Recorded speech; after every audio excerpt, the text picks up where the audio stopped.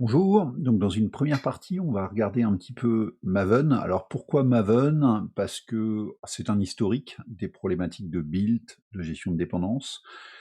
Et puis justement, il a incorporé, c'est un des outils de la communauté Java qui a en gros incorporé plusieurs problématiques qu'on retrouve quand on veut avoir quand on veut être capable d'expliciter les problématiques liées au build d'un projet. Donc Maven, c'est un outil qui est surtout utilisé par la communauté Java et on va dire un peu plus largement au langage qui tourne au-dessus de la JVM, même si maintenant des communautés comme Scala ont des outils équivalents avec SBT. Euh, L'idée de ce qu'on va voir là, c'est que c'est évidemment applicable aux autres communautés. Si vous allez en PHP, vous allez voir qu'il y a des problématiques de gestion de dépendance qui sont gérées par Composer. Dans le monde de Node, ce qu'on ira voir un petit peu, c'est qu'évidemment on trouve l'équivalent avec NPM, des outils comme Grunt et Gulp. Eux, ils ont différents outils pour cette problématique, à la fois de gestion de dépendance, puis ces problématiques de build. Mais même dans la communauté Java, il y a plusieurs outils. Par exemple, certains ont fait du développement Android. Ils ont constaté que, par exemple, de plus en plus, la communauté Java utilise aussi Gradle. Il fallait en choisir un pour illustrer un peu ces problématiques d'outillage de build. Une fois que vous avez bien compris les problématiques, très souvent, vous passez de l'un à l'autre relativement facilement. Donc, Maven, c'est quoi? Maven, c'est avant tout un outil qui fait trois choses. C'est un outil qui gère la problématique de build. Ça veut dire quoi? Ça veut dire, j'ai mon code source. Comment je fais en sorte d'être à peu près sûr de pouvoir reconstruire, donner toutes les directives à faire pour builder cette application, c'est-à-dire passer du code source à un artefact logiciel qui est soit exécutable, soit prêt à être déployé, par exemple sur un serveur d'application. La deuxième problématique que gère Maven, c'est un outil de gestion de dépendance. Donc très vite, vous verrez, alors c'est le cas de la communauté Java, c'est encore plus le cas de la communauté Node ou dans le monde du web en général, puis c'est le cas de nombreuses communautés. De plus en plus, en fait, on fait énormément de réutilisation de librairies, et donc beaucoup de codes qu'on écrit sont surtout du code d'intégration, où en fait on vient faire la glue entre une librairie qui fait très bien de la génération de PDF, une librairie qui va nous aider à faire des services REST, une librairie qui va nous aider à dialoguer avec la base de données, etc. Ce qui fait que très facilement, en fait, on va se retrouver sur un projet Java avec une multitude de dépendances. Et en fait, la, c'est relativement compliqué de se retrouver dans la même structuration des dépendances. Et des fois, le fait juste de changer une des dépendances euh, va poser une problématique pour être capable d'exécuter correctement le projet. Donc l'idée là de Maven aussi, c'est d'expliciter les dépendances pour pouvoir savoir les librairies dont on a besoin. De nouveau, ça va beaucoup aider dans des projets parce que sinon, quand vous récupérez du code source, si vous devez à la main essayer de comprendre de quelle librairie vous avez besoin de télécharger sur Internet pour faire tourner ce projet-là, c'est très compliqué. La troisième problématique qui est couverte par Maven, c'est un outil pour générer tout ce qui est documentation technique d'un projet.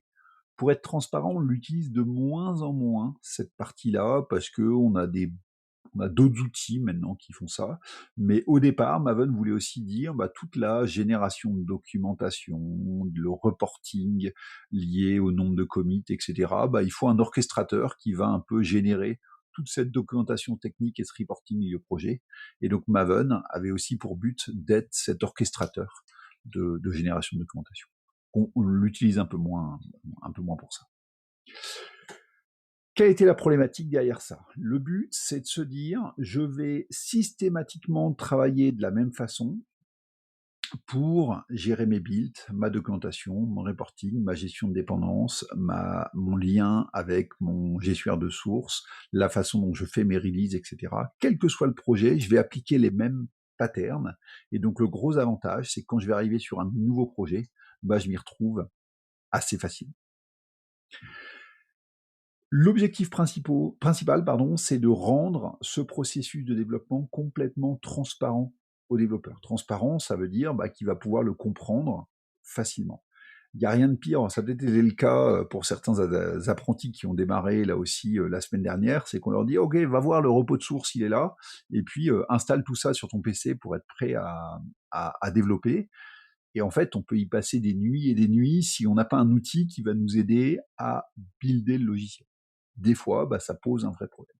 Il y a eu des vrais crashs de retard de projets d'entreprise parce que, en gros, mettre en production, ça avait toujours été considéré comme une tâche un peu subalterne, jamais trop documentée.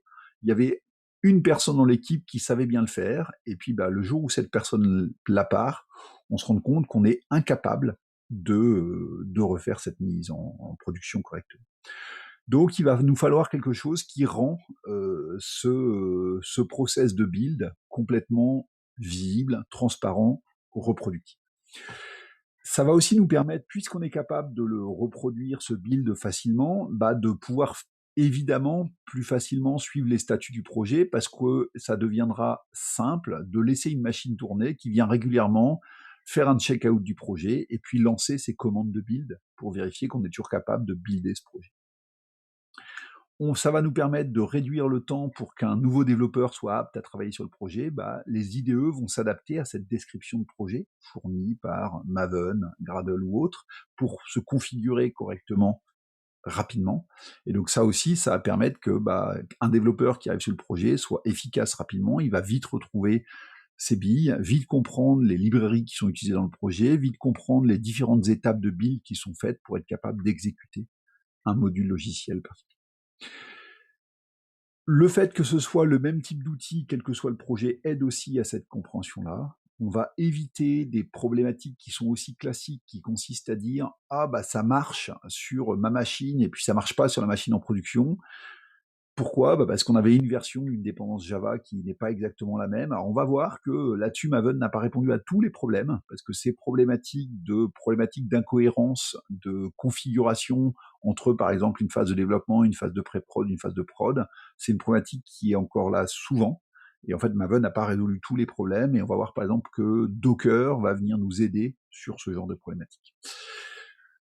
Fournir aussi une infrastructure standard au travers de tous les projets, entre autres pour aller télécharger les dépendances, puisque maintenant on utilise les mêmes logiciels, si on a besoin de télécharger les dépendances, ça va plus forcément être l'humain qui va le faire, on va pouvoir avoir une infrastructure pour héberger ces différentes dépendances et les télécharger simplement. Ça va être le npm registry dans le monde de Node, ça va être le Maven repository, enfin le Maven central pour la plupart des librairies, et puis après des repositories spécifiques aux entreprises, par exemple hébergés sur un Nexus ou un Archiva. Tout l'intérêt, c'est de se focaliser sur l'écriture d'applications, le développement, et ne plus perdre de temps sur toute la phase d'initialisation. C'est ça les objectifs qui sont derrière ces outils qui vont venir aider au build et à la gestion de dépendances. Les bénéfices. Les bénéfices, c'est on a standardisé, on va pouvoir avoir des build process relativement complexes qui sont automatisés et décrits. Globalement, il existait déjà des outils de build en Java, mais justement qui résolvaient pas le problème de la gestion de dépendance, qui étaient un peu verbeux sur les différentes tâches. Et par exemple, un de ceux-là, c'était Ant qui était utilisé avant. Et donc, ce que va amener Maven, c'est un peu plus de maturité, entre autres en amenant cette problématique de gestion de dépendance. Il fait de la génération de doc, il a toute cette gestion des repositories où on va pouvoir télécharger automatiquement des dépendances, et puis il a une architecture extensible où on va pouvoir fabriquer facilement des plugins pour répondre à ces besoins. C'est une des choses d'ailleurs qu'on fera dans la partie TP, c'est-à-dire que en tant que futur ingénieur, ce qu'on va vous demander, c'est que si vous voyez à un moment une tâche qui est non optimale, qui est répétitive, qui est faite manuellement, on va vous demander d'avoir le réflexe de l'automatiser.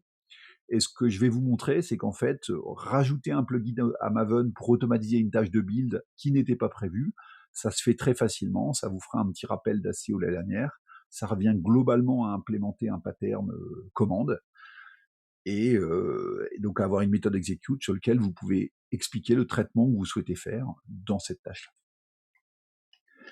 Donc l'architecture de Maven, on vient de voir qu'elle était extensible. Ça veut dire quoi ? Ça veut dire que le cœur de Maven, il fait pas grand-chose. C'est un processus qui va tourner sur votre machine, qui va être capable de lire un descripteur de projet. à qui on va lui dire demande de builder ce projet-là. Et dans ce descripteur de projet, on va lui dire j'ai besoin d'utiliser tel plugin, et cet outil Maven Core va venir télécharger ces plugins s'il les a pas déjà localement sur la machine, et puis il va venir exécuter les tâches de chacune de ces plugins. Ce que ça veut dire, c'est que Maven Core tout seul, il ne sait pas faire grand-chose, mais par contre, cette architecture extensible permet de lui faire faire à peu près tout et n'importe quoi. La structure d'un projet Maven, le descripteur, on reconnaît ça facilement avec un fichier qui s'appelle le pom.xml, qu'on va voir à la racine d'un projet. Vous seriez en Node, c'est le package.json qu'on va trouver à la racine d'un projet, le fichier Gradle qu'on va trouver à la racine d'un projet quand on fait du Gradle, etc. C'est un fichier texte sous un formalisme, soit XML, soit YAML, soit JSON, selon justement ce type d'outil. Donc, en Maven, c'est très souvent un fichier XML qui va contenir un certain nombre d'informations sur le projet. Entre autres, son nom.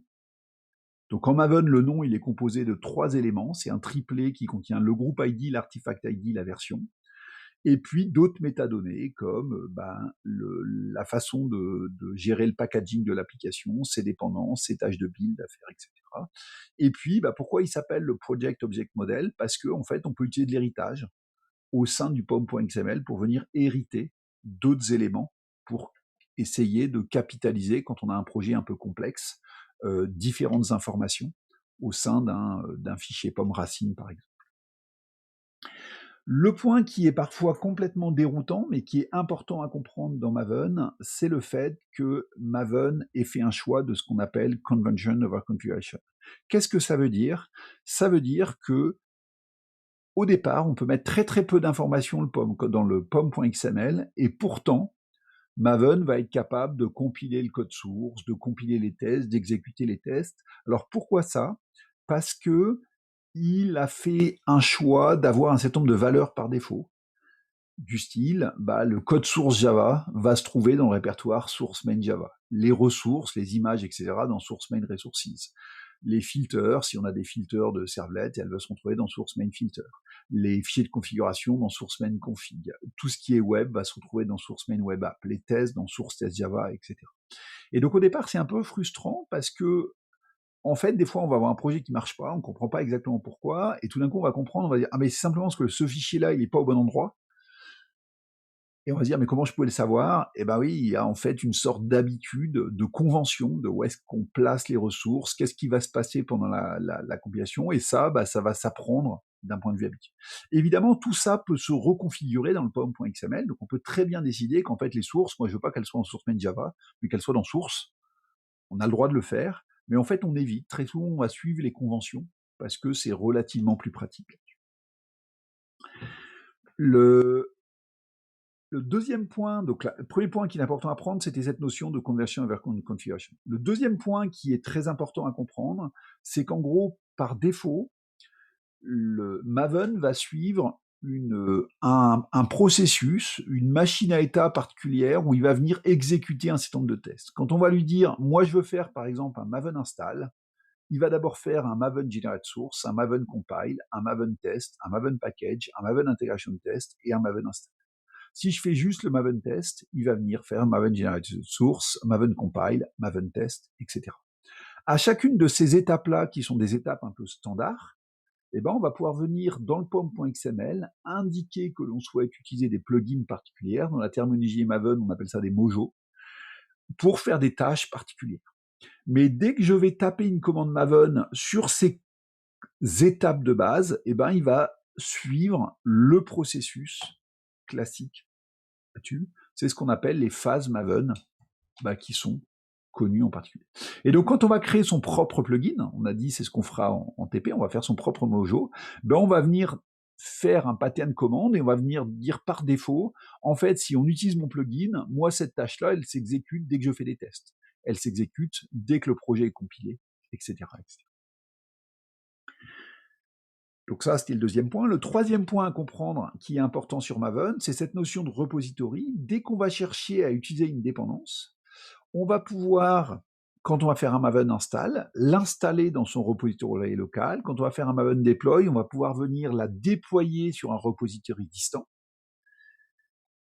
Le gros avantage, c'est qu'on n'a plus de projet relatif, on n'a plus qu'un repository local et des repositories distants. Et donc, si je veux réutiliser un artefact, un fragment binaire d'un autre projet parce que j'en ai besoin en dépendance, bah, je n'ai qu'à le référencer et il sera téléchargé depuis, soit parce que je l'ai localement, dans ce cas j'en ai pas besoin, soit il sera téléchargé depuis un repository distant.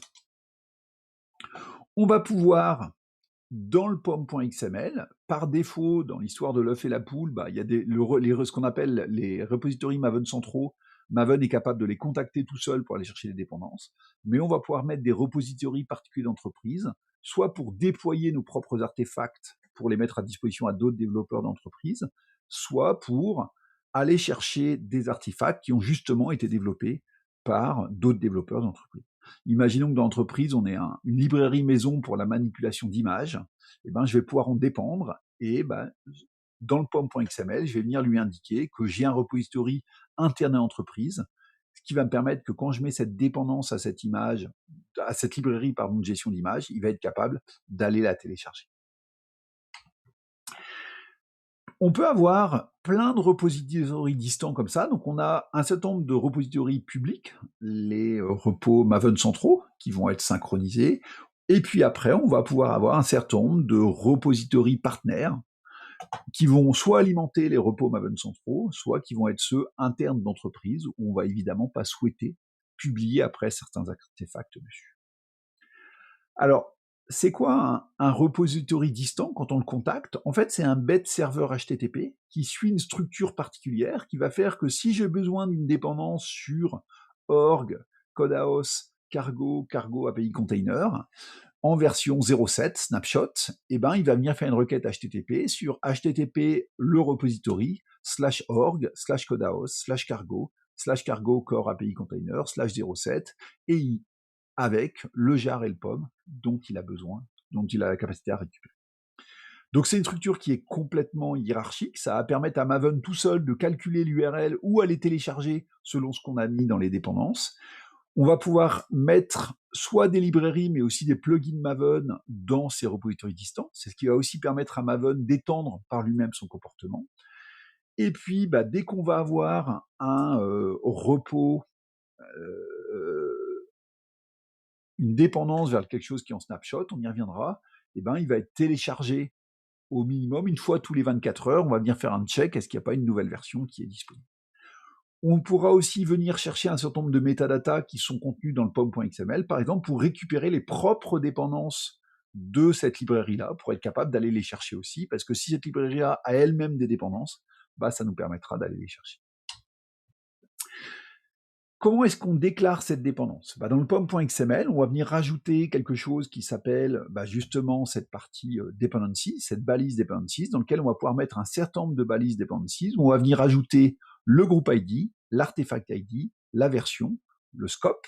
Donc la version, soit on va mettre une version exacte, soit on va pouvoir mettre des bornes en disant, moi je veux une version qui est au moins la version 1.0, etc. Et puis on va pouvoir mettre un scope. Le scope, ça veut dire quoi? On n'est pas obligé de le mettre, mais par exemple, si on veut que cette librairie-là, elle serve qu'au test, on va pouvoir mettre scope test. Ça va permettre, par exemple, que si on fournit à la fin, si on release le logiciel, on n'a pas besoin des librairies qui servent au test, et donc elles ne seront pas embarquées dans l'exécutable final ou dans l'artefact final qui sera produit. Qu'est-ce qui va se passer quand je vais déclarer une dépendance? En gros, Maven va aller regarder est-ce que cette dépendance existe dans le repository local. Si elle n'existe pas, il va aller voir sur les repositories distants qui ont été déclarés dans le pom.xml et sinon par défaut dans les Maven centraux. Alors, juste pour montrer un peu justement cette partie un peu repository local. Donc, si je regarde un peu à quoi ressemble un repository local, je peux aller voir ça dans la partie, donc il sera toujours dans votre compte par défaut à vous, .m2, dans lequel je vais retrouver mon repository local. Et ça, c'est toutes les librairies qu'il a déjà téléchargées parce que j'en ai eu besoin à un moment, un jour. Donc, par exemple, HSQLDB, j'ai téléchargé une fois la 1.08.10, je vais retrouver le HSQLDB 1.8.0 en version 10, etc. Ça veut dire que si je fais un nouveau projet Maven sur ma machine où j'ai besoin de cette librairie-là, il n'a pas besoin d'aller la télécharger parce que localement, il l'a déjà.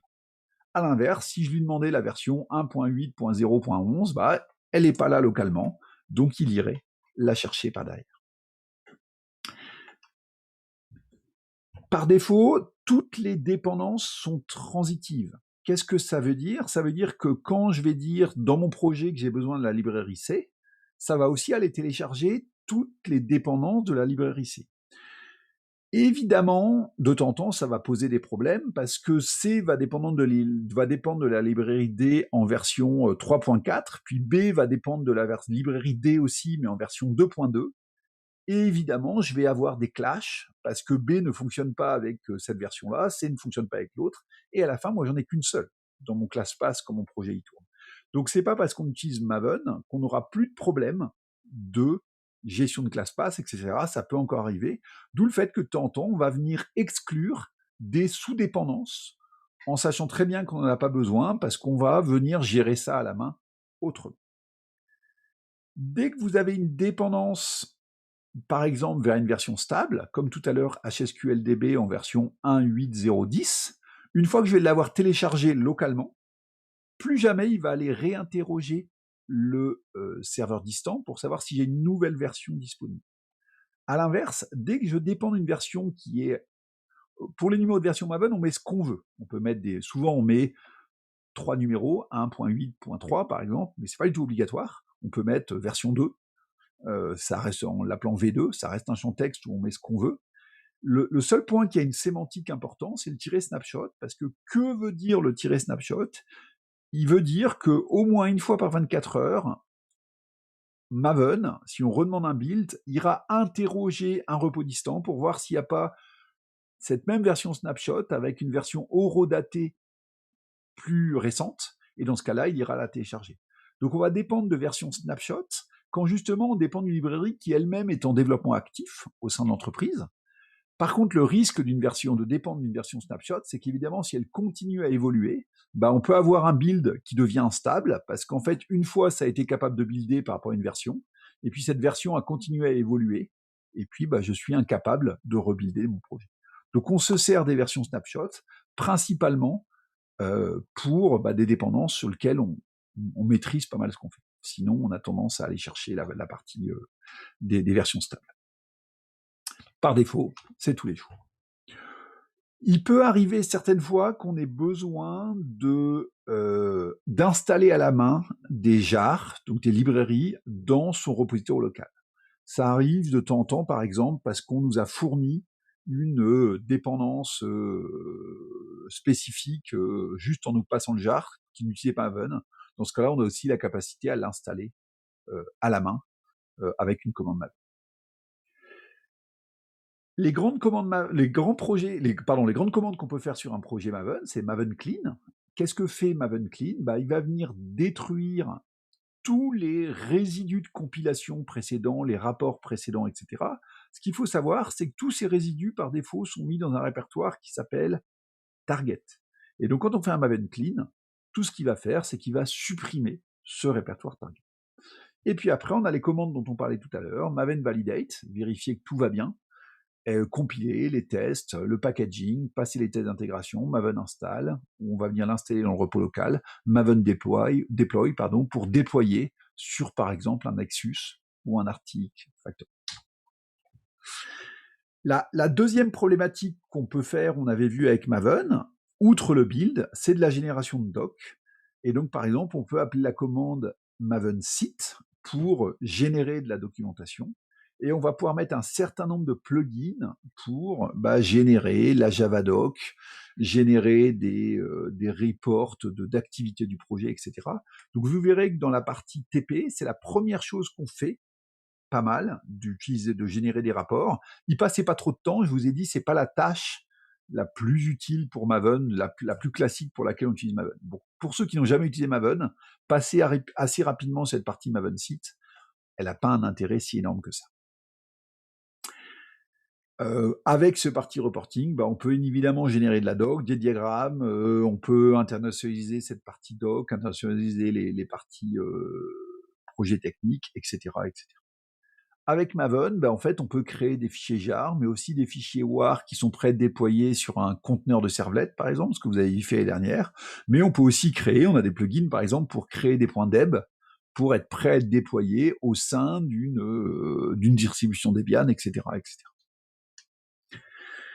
Comment est-ce qu'on utilise ces plugins? Donc on a vu la partie dépendance, elle se met en mettant des tags dépendance dans notre pom.xml. La partie plugin de build, elle va se mettre en venant déclarer les plugins qu'on souhaite utiliser. Et on va voir que quand on fait ces plugins, on ne fait pas grand-chose. On vient juste déclarer les plugins en mettant le groupe ID, l'artefact ID, la version qu'on souhaite avoir. Si on ne met pas de version, par défaut, il va prendre la dernière version disponible. Et puis, on va venir aussi pouvoir mettre des paramètres de configuration à ce plugin. Donc là, ça va dépendre de la documentation du plugin. On ira voir cette documentation. Et c'est tout ce qu'on met. Pour savoir ce que va faire le plugin, à quelle phase il agit, etc., ça, c'est pas marqué dans le POM. C'est dans la documentation du plugin qu'on va retrouver cette information. Alors, en TP, je vous ai dit, je vais vous faire développer votre propre plugin. En fait, avant de développer ses propres plugins, faut déjà voir s'il en existe. En fait, il en existe de très nombreux des plugins. Donc, évidemment, il faut d'abord faire un coup sur GitHub et un coup sur Google pour regarder les plugins qui existent avant de développer le vôtre, voir un peu la vitalité de ce plugin, et puis de temps en temps soit repartir de celui-là, soit développer, soit directement le réutiliser. Donc, par exemple, il y a des plugins de génération de doc particulière, depuis de la documentation UML qui est mis en format texte dans votre code pour runner des tests particuliers, pour générer des graphes, etc., etc.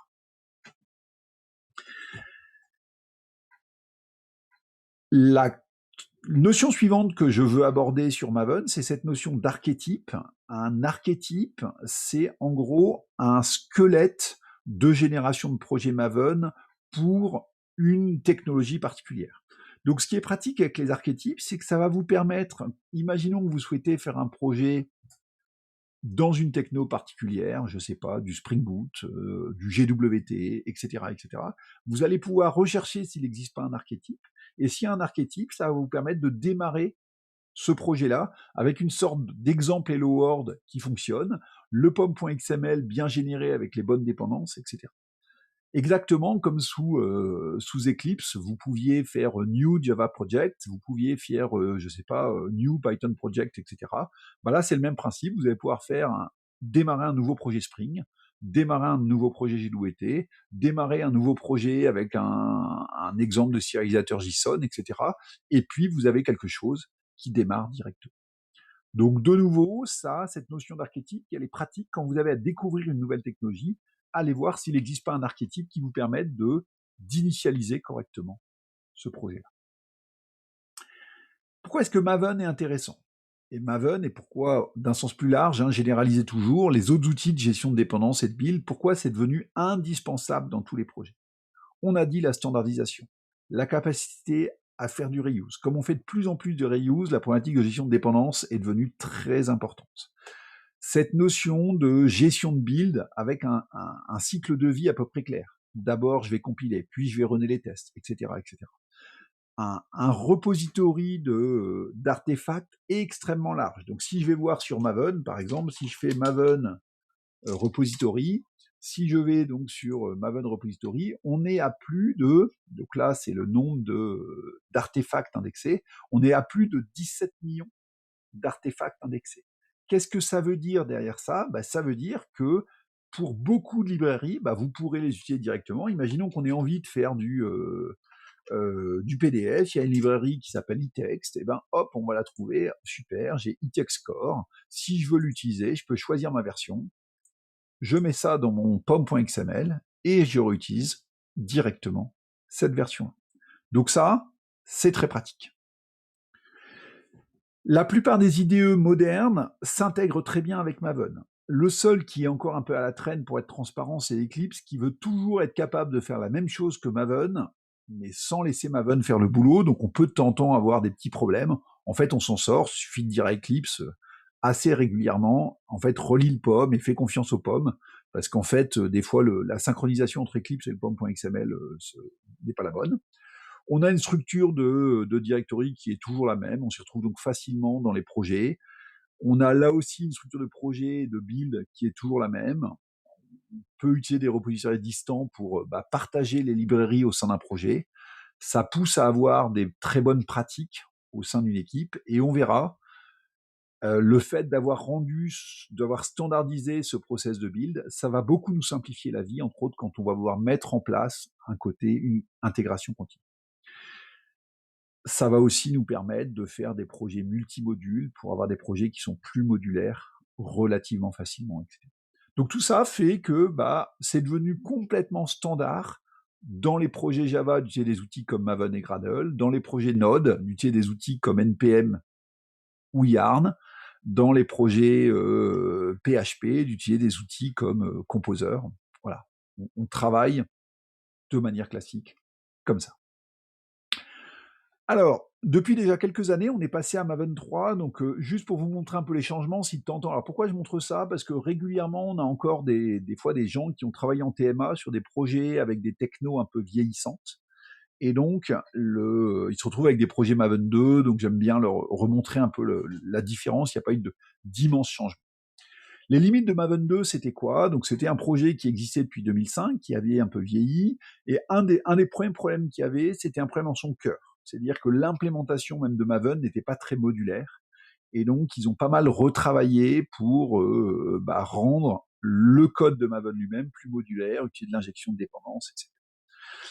Ils ont travaillé aussi à essayer de réfléchir. Par défaut, le POM.xml est assez verbeux. Il était verbeux parce qu'on utilisait beaucoup trop les plugins, verbeux pour un certain nombre de choses dans la gestion de dépendance. Donc, ils ont cherché à simplifier ça. Un des exemples tout bêtes, c'est qu'en Maven 2, Maven 2 est incapable de compiler en Java 5. Et donc, il fallait utiliser un plugin pour lui dire je fais du Java 5. Donc, quand on est en Maven 2, c'était pas très pratique parce qu'en fait, Java 5, il date depuis aussi 2005-2006, quoi. Donc, dès le départ, dès qu'on faisait du Java 5, on était embêté. Quelques problèmes de documentation, support des IDE qui étaient non optimal, développement et support des plugins officiels qui étaient inégaux, donc ils ont essayé aussi de faire le ménage là-dessus, et puis manque de souplesse sur certains principes. Donc dans Maven 3, c'est une étape qui date de 2010, donc ça a gagné un peu en maturité. Donc ils ont réécrit tout le noyau en se basant sur un outil d'injection de dépendance qui s'appelle Google GUIS, qui est assez proche dans les principes de ce qu'on verra dans Spring Core, voilà, pour rendre l'extensibilité de Maven un peu meilleure. On peut maintenant écrire les pom.xml dans d'autres langages. Pour être franc, on le fait pas. C'est-à-dire que le jour où le pom.xml nous agace, en fait, on a quitte à faire du YAML, souvent on va passer en Gradle, on va passer dans d'autres choses, mais pour être franc, sur Maven, on reste souvent avec le pom.xml. C'est relativement peu gênant parce que, comme je vous ai montré, très souvent, on fait que du copier-coller d'XML, on n'écrit pas tant que ça d'XML à la main, et donc on est moins embêté sur cette partie-là. On peut maintenant, pour éviter des copier-coller, faire beaucoup plus d'héritage pour les plugins, etc. au niveau des pom.xml. Donc ça aussi, ça a permis de rendre la partie pom.xml moins verbeuse. On a des notions de plan de build qui permet à une opération de savoir ce qui s'est passé avant et après, et de temps en temps, c'est pratique d'avoir cette information-là. Il reste des problèmes qui sont le développement et le support plugin officiel qui restent encore parfois un peu inégaux, et puis le manque de souplesse sur certains principes, le côté cycle de vie qui est très présent dans Maven. Il y a pas mal de documentation en ligne, donc n'hésitez pas à aller la voir. On va pratiquer énormément Maven, à la fois en TA, probablement à un moment aussi dans la partie cloud, quand on fera des applications cloud natives, et dans d'autres projets, vous utiliserez Maven, Gradle ou autres. Ceux qui ne l'ont jamais pratiqué, justement, profitez des TP là-dessus, et puis des différents TP pour monter en compétences. Ça fait partie de ces outils standards qu'on utilise quand on fait du développement logiciel.